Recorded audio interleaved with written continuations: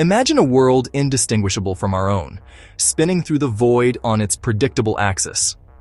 Well, the sun rises, casting its familiar golden light across continents and oceans, powering the intricate machinery of life and civilization just as it has for millennia.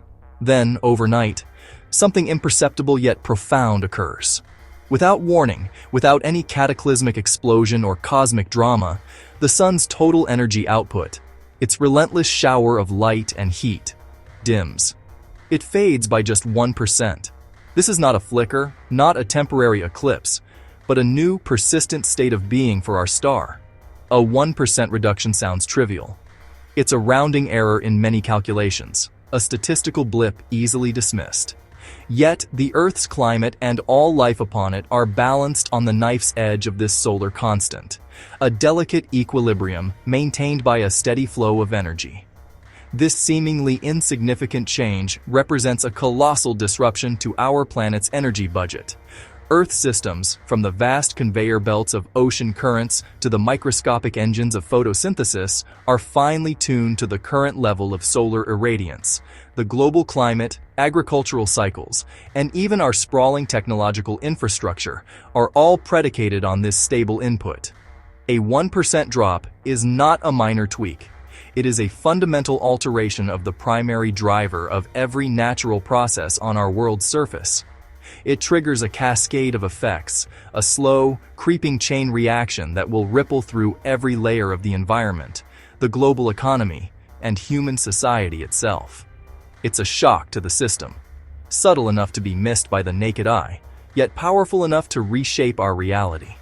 The story of this 1% dimming is not one of fire and brimstone, but of quiet, cumulative consequence. It is a narrative of interconnected systems responding to a loss of their primary fuel source. We will not explore a dramatic apocalypse, but rather a slow, methodical recalibration of an entire planet. How would the initial cooling manifest in our daily weather patterns? What would be the immediate impact on our global food supply, which relies so heavily on predictable sunlight for photosynthesis? How would our power grids, increasingly dependent on solar energy, react to this sudden, system-wide deficit? The answers lie not in speculation, but in the cold, hard logic of physics, biology, and engineering, revealing just how fragile our complex world truly is. Our planet is bathed in a continuous stream of energy from the sun. This quantity is known as the solar constant. Measured by satellites beyond the atmosphere, it averages approximately 1,361 watts per square meter. This is the bedrock of Earth's energy budget. The energy in equals energy out balance is what keeps climate habitable. A 1% drop in incoming energy disrupts that balance. It is this global sensor network that would be the first to officially confirm the sun's subtle change. This baseline is not static. It is a dynamic system defined by predictable variability. We have distinct seasons because of the Earth's axial tilt, which changes the angle and intensity of sunlight. Ecosystems have evolved to follow these cycles.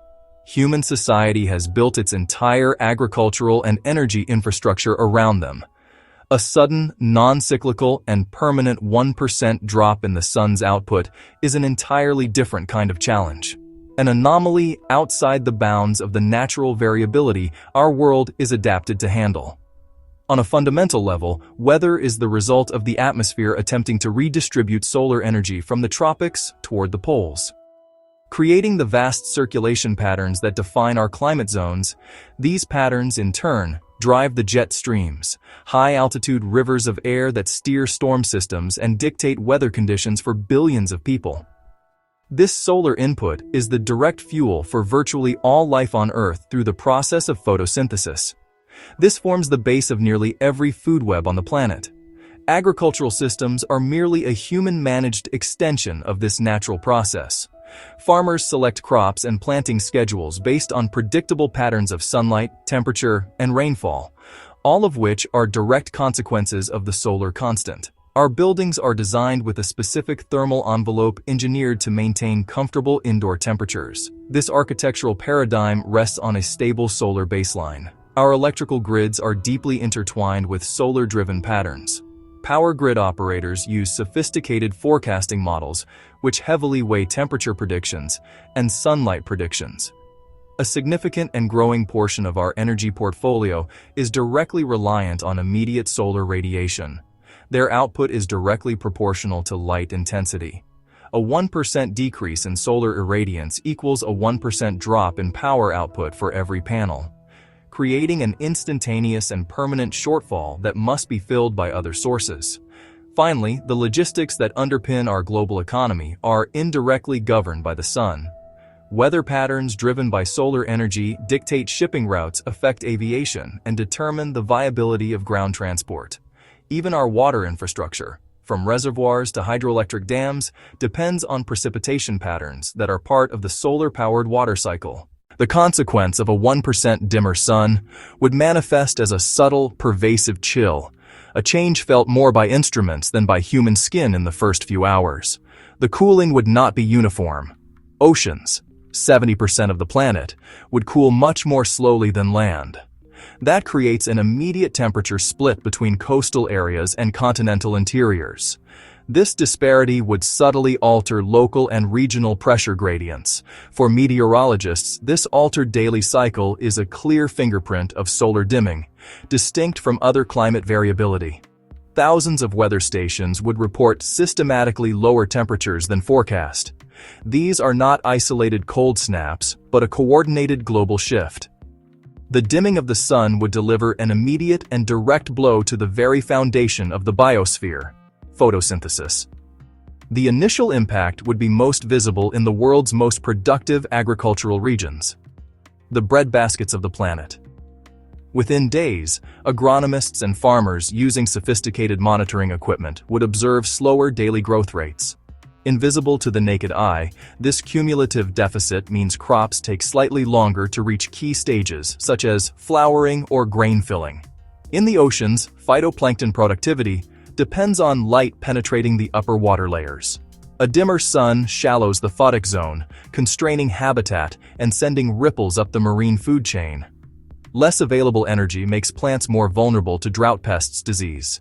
The initial consequence isn't a shutdown, but a systemic faltering. Grid operators in regions with high solar penetration would be the first to confront the operational challenge.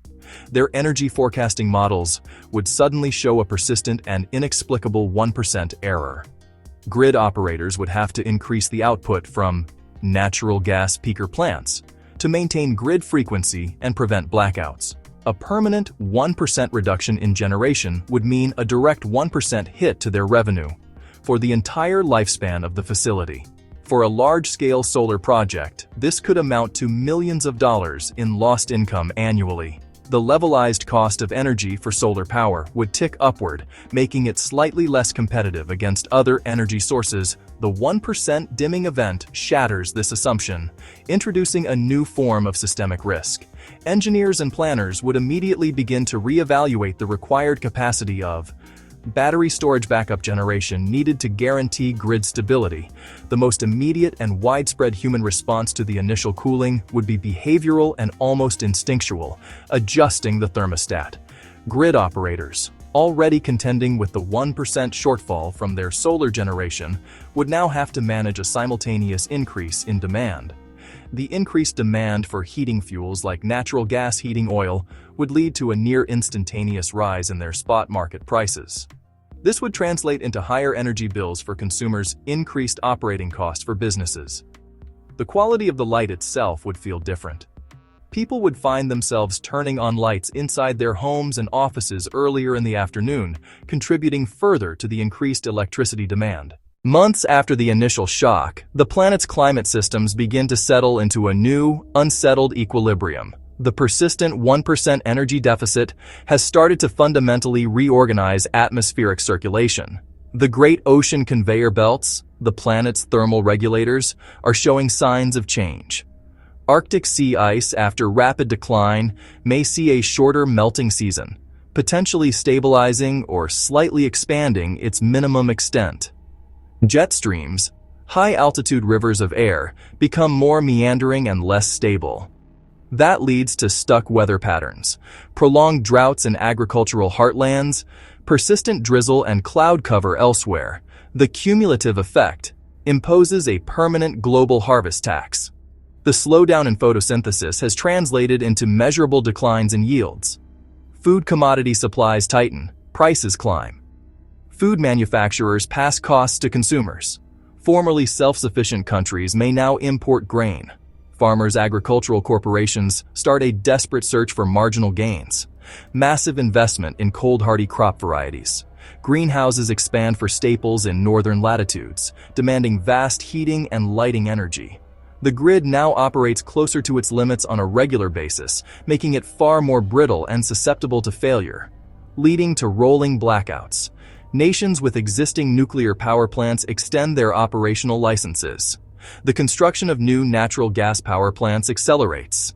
This dash for gas puts immense strain on global supply chains for liquefied natural gas, LNG, driving prices to historic highs.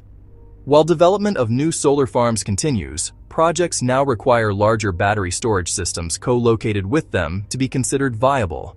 Governments launch aggressive campaigns and offer subsidies for building insulation. High-efficiency heat pumps, recognizing that the cheapest watt is the one you don't have to generate. The world has become cooler, dimmer, more anxious place. This societal stress fuels political instability. Governments are blamed for their inability to control food inflation blackouts. Nations in the tropics, subtropics gain agricultural advantage. A new north-south dynamic of climatic viability emerges. International cooperation is strained as nations prioritize security, yet new alliances and resource-sharing pacts also form. It fosters a near-religious respect for efficiency and conservation. The solar constant is now a lived reality. Its fragility is understood by all. Years after the initial shock, Earth settles into a new, cooler, and dynamically stable equilibrium. Many of the world's mountain glaciers have halted their rapid retreat. Geographical ranges of countless plant and animal species have shifted. Warm, adapted species have retreated toward the equator. Weather patterns, once erratic after the dimming, have now settled into a new normal. Reliable long-range weather forecasting is returning. Humanity, having weathered the turbulent transition, emerges into a civilization fundamentally remade by the necessity of adaptation. Large-scale reactors, small modular reactors form the backbone of baseload power in most developed nations. Agriculture has been transformed. Precision agriculture is the norm. High-value crops, staple crops, are now grown in vast greenhouse complexes, creating controlled environments immune to the vagaries of the cooler, dimmer outdoors. International cooperation on climate and energy science has become a top-tier global priority. Satellite sensors monitoring our star with unwavering vigilance. The journey through a world dimmed by a seemingly trivial 1% reveals a profound and essential truth. Instead, it initiated a slow, silent, relentless cascade that rippled through every system on Earth. The story of the 1% shock is not one of destruction, but of forced adaptation. We survived not through dominance, but through the hard-won wisdom of resilience, efficiency, and a newfound respect for the delicate balance of our world. What scenario should we explore next? Share your ideas below. You've been watching IfVerse, where imagination meets possibility. See you in our next reality.